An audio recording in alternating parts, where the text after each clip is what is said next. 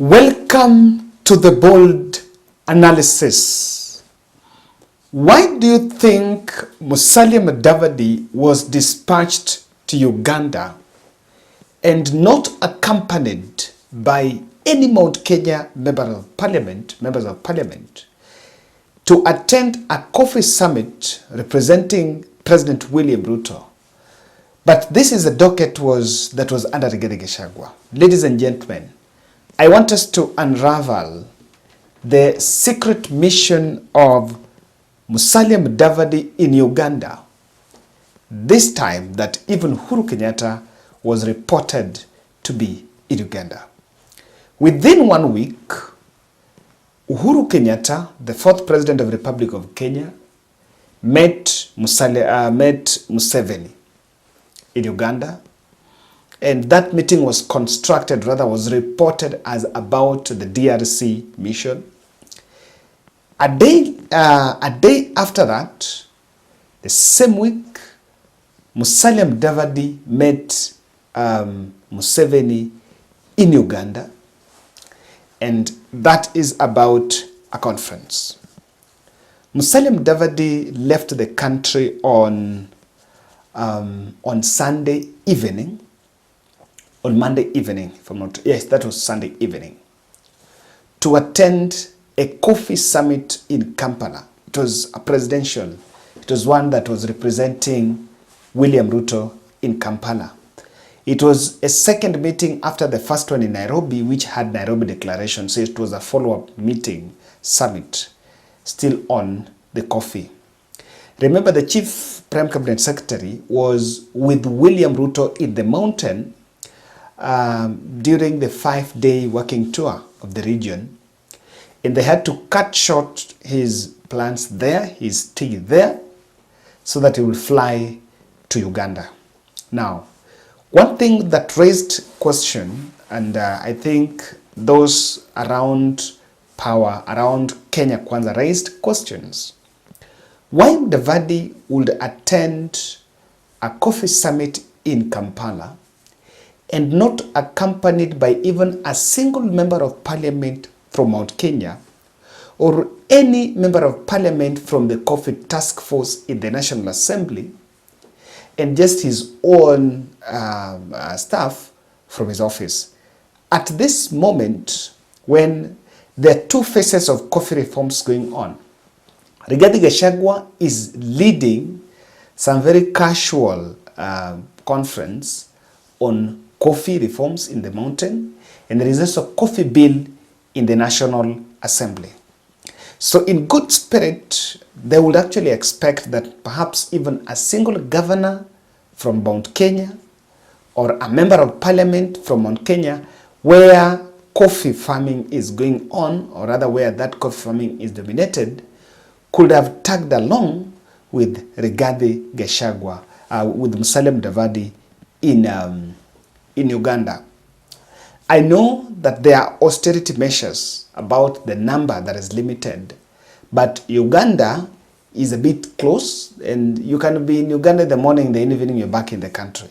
So in the context of that, it cannot really be constructed in that manner. Number two, Revealed-Mudavadi was in Uganda at the same time Uhuru Kenyatta is still in Uganda and met with Museveni. The other context that can also be raised is when Uhuru met Museveni, the corridors and most tabloids reported on the center of discussion was trying to reach out to Museveni to talk to his friend, Ruto, this side, so that he would lift the ban on exportation of milk products from Uganda. There was that ban. And it's happening at a time Ruto is in the mountain and is intensifying messaging on the need for government to ban imported milk products from Uganda to the country under the guise of protecting the local farmers. So the politics of milk has been centered around the whole has been the point of focus around William Ruto's tour in the mountain. The politics of milk, and the other third aspect that has extensively been discussed is about the issue of the issue around a truce that is currently going on. So, ladies and gentlemen, why do you think Ruto dispatched Mtaani Mudavadi? I've always told you, for people who follow the ball, that what is reported in politics, you tend to look at what is not being written and what is not being said. Sometimes you need to listen, interpret, and go below, in the foreground, or rather in the background. What is being covered by the curtain? It is very true that, of course, Ruto has a choice between Rigathi and Ruto and Musalia, who to attend that summit. Rigathi and Musalia, and Rigathi has not really been presenting William Ruto in high-profile summits like that. But again, if you ask me, Rigathi will choose to remain and politic in central Kenya than going to discuss coffee issues at that level. If you were to give Rigathi Gachagua those two choices, he will pick remaining to politic in the mountain, because honestly, there is nothing he's doing with William Ruto apart from aesthetics and politics of Raila this, Raila that, Azimio this, Raila that. There is nothing. In fact, his presence there is inconsequential, if you ask me. Even though that's including even William Ruto. Ladies and gentlemen, I want to construct the Mudavadi's mission in Uganda using these 3 pointers. Before we look at that, I want to humbly request you to subscribe to our channel, click the notification bell, and like our video. And if you are moving from one place to the other, it's either you're moving your office furnitures or you are relocating. You've got a new job, so you need to move from Utawala to Dagoretti or Limuru to Nakuru or somewhere. Then the most important thing you need when you're moving is the safety of your treasures. Be it your laptop, be it your fridge, whatever, you need the safety of your treasures. That is why you need a reliable company. Then contact Topmark Movers here. Topmark Movers are very professional, very reliable, and they are saying they will be, service will be at your masses. So make sure you contact them here, plus 254 7 19 17 43 93. 07 19 17 43 93. Topmark Movers, I assure you that quality is guaranteed, because to them, quality is everything. Mtaani Mudavadi is Uhuru pathway to checkmate William Ruto. And this could clearly be another good mission, or rather behind the scene negotiations on salvaging Uhuru Kenyatta's commercial interests. I can say that one of the reasons why Uhuru Kenyatta would actually want to retire from active politics, but unfortunately he will still have to stay around for quite so long. In fact, I was making a joke and I was telling a friend that Uhuru Kenyatta is going to relinquish power probably in the next 20 years, but not now. Take that from Moi. Even after Moi retiring in 2002, he was still active until 2013.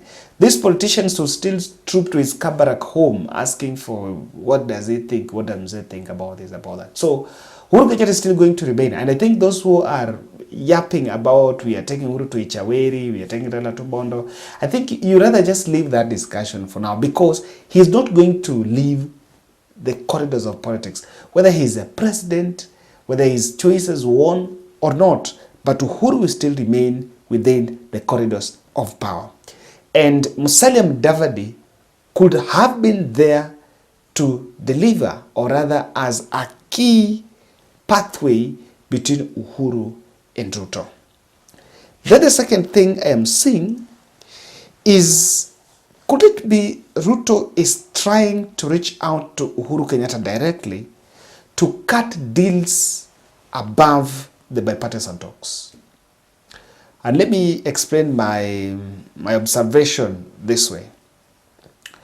Kenya Kwanza has been blaming Uhuru Kenyatta as the key catalyst of the protests. In fact, they've said countless times that Uhuru Kenyatta funds maandamano. It has been a political narrative that has not been substantiated by any evidence, any monetary evidence or any evidence about such funding. But if we were to go with that narrative that they believe that the power behind Azimio la Umoja is Uhuru Kenyatta, then what does it mean? Could they be planning? Because, you know, at bipartisan talks, Ruto is a bit skeptical, or rather Ruto is in dilemma.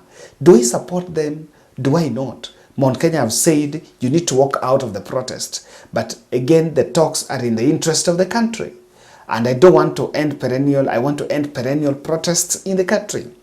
So could it be that in a bid to scuttle the talks, but again prevent any other protest in future, he would cut deals with Uhuru Kenyatta so that the talks are scuttled, you know, secretly find a way of getting the dramas to be scuttled, but at the end of the day reaching a deal with Uhuru Kenyatta behind the scene. That's also a possibility. You know, in politics, I've always said, don't ever think that it is impossible. When you must lay it wide open that it is a possibility. That Ruto would, because one of the things Ruto is looking at is who is going to be my candidate and Azimio la Umoja. That's the big thing. And if that my candidate needs the blessings of Uhuru Kenyatta, or for that candidate to mount a very good contest against, then you need to go to Uhuru Kenyatta. So that could be another second aspect. Number 3, it is very clear. A decision by William Ruto not to pick any leader from Mount Kenya to go with Musalia-Mudavadi, to be part of Musalia-Mudavadi's itinerary to Kampala, despite of the fact that that summit is talking about coffee, is a clear indication that the discussion about coffee is being suppressed. Before William Ruto went to the mountain, President Ruto went to the mountain, there was a crisis of the whole coffee supply chain had collapsed. And experts were even warning that if the situation is not arrested, because the coffee supply chain had collapsed, the coffee farmers were actually having dead stock. And now with dead stock, they're not getting anywhere to sell their coffee because those companies that used to buy coffee from them, they had been denied the license. So the Nairobi coffee house here, auction house, had also been closed. And they want that because farmers run the risk of defaulting in their loans and they may not pick up in the next planting season, it could be a window to smuggle coffee from Uganda back to the country. And that is a window that can well be utilized by Mr. Politician. So I don't know what you think, ladies and gentlemen, but I tend to see a correlation between Mudavadi's tour in Uganda and Mudavadi's presence in Uganda a day after Uhuru Kenyatta also met Museveni. Remember, these meetings has been going on. That's my take.